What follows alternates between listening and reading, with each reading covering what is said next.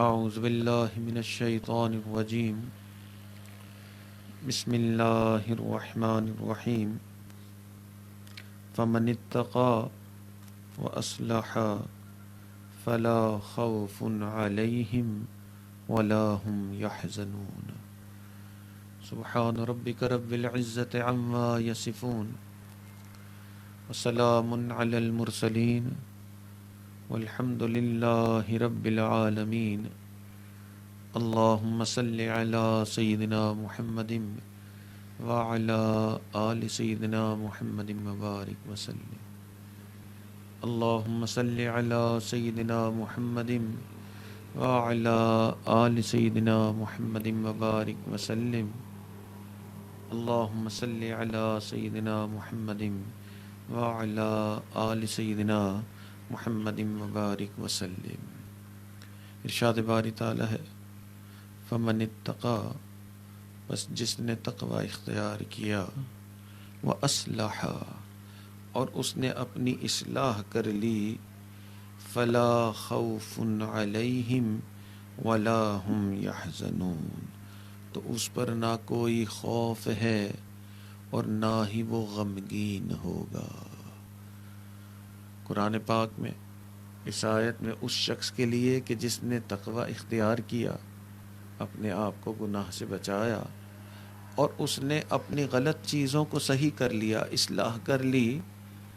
اس کے بارے میں اللہ تعالیٰ فرما رہے ہیں کہ فلا خوف علیہم، نہ اس کے اوپر کوئی خوف ہوگا، ولا هم یحزنون، اور نہ وہ غمگین ہوگا۔ خوف کس چیز کو کہتے ہیں؟ خوف ہوتا ہے آگے کوئی چیز ایسی جو تکلیف دہ ہونے والی ہے، اس کا ڈر، تو خوف کہتے ہیں آگے ہونے والی تکلیف کا ڈر،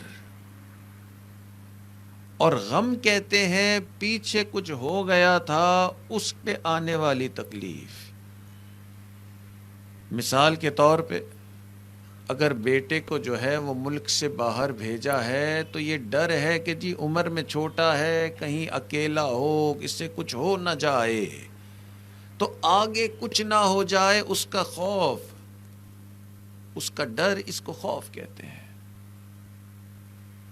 اور غم جو ہے وہ ایسی چیز ہوتی ہے جو انسان کو تکلیف آ گئی، اب اس کے بعد جو دل میں جو کیفیت بنتی ہے اس کو غم کہتے ہیں، کہ خدا نخواستہ کسی قریبی کا انتقال ہو گیا، اب وہ انتقال ہو گیا، اس کی وجہ سے دل میں تکلیف ہے، اس تکلیف کو غم کہتے ہیں۔ اور اللہ تعالیٰ فرما رہے فمن اتقا، جس نے تقوی اختیار کیا، واصلح، اور اس نے اپنی غلط چیزوں کو، اپنے گناہوں کو ختم کر کے اپنی اصلاح کر لی، فلا خوف علیہم ولا هم یحزنون، نہ اس کو آگے کا کوئی ڈر، نہ اس کو پیچھے کا کوئی غم، نہیں، اس کی زندگی سکون ہی سکون۔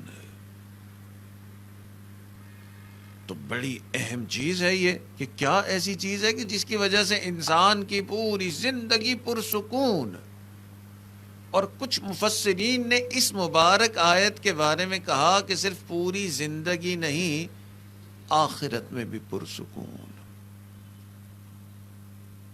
تو قرآن پاک میں اللہ تعالیٰ نے 12 ایسی چیزوں کے بارے میں فرمایا، 12 سے زیادہ ایسی چیزوں کے بارے میں، کہ جو شخص ان چیزوں کو اختیار کرے گا فلا خوف علیہم ولا هم یحزنون، اس پہ نہ کوئی خوف ہوگا، نہ وہ آگے ڈرے گا، نہ اس پہ کسی چیز کا غم ہوگا، سکون ہی سکون ہوگا۔ تو بڑی اہم یہ 12-13 چیزیں ہیں جن کو اللہ تعالیٰ نے بیان کیا، اور ہر مرتبہ بیان کرنے کے بعد اللہ نے فرمایا یہ کرنے والا اس کو خوف بھی نہیں ہوگا، اس کو غم بھی نہیں ہوگا۔ تو وہ کون سی چیزیں ہیں کہ جس کے بعد انسان کی زندگی ایسے عروج پر؟ کئی مرتبہ انسان کو غلط فہمی ہوتی ہے وہ یہ سوچتا ہے کہ اچھا میرا گھر چھوٹا ہے، بڑا گھر ہو گیا نا بس پھر سکون ہی سکون ہے. بڑا گھر ملتا ہے سکون اس سے بھی زیادہ خراب ہو جاتا ہے. بڑا گھر تو مل گیا، پھر کوئی بیمار ہو گیا ہے، پھر کوئی فوت ہو گیا ہے، پھر کوئی کاروبار میں مسئلہ ہو گیا ہے. وہ سکون جو وہ سمجھ رہا تھا کہ مل جائے گا وہ ہے ہی نہیں. نوجوان کہتا ہے جی اتنی تکلیف میں ہوں، شادی ہو جائے بس پھر سکون ہی سکون. اور شادی ہو جاتی ہے، شادی ہونے کے بعد کہتے ہیں وہ پہلے سکون تھا اب سکون نہیں ہے. تو کئی مرتبہ ایسے ہو جاتا ہے. تو انسان بہت ساری چیزوں میں سمجھ رہا ہوتا ہے سکون ہے کہ میں یہ کر لوں گا تو اس میں سکون ہے، اور جب وہ کر بیٹھتا ہے اپنی اس خواہش کو پورا کرتا ہے، نتیجے پہ پہنچتا ہے کہ نہیں، جو سکون میں چاہ رہا تھا وہ سکون تو ہے ہی نہیں. تو اللہ تعالیٰ نے چند چیزیں بتا دی، اور اس میں سے ایک چیز، ایک بات ذہن میں رکھنی ضروری ہے کہ یہ جو سکون ہے نا یہ بھی اللہ ہی کی مخلوق ہے.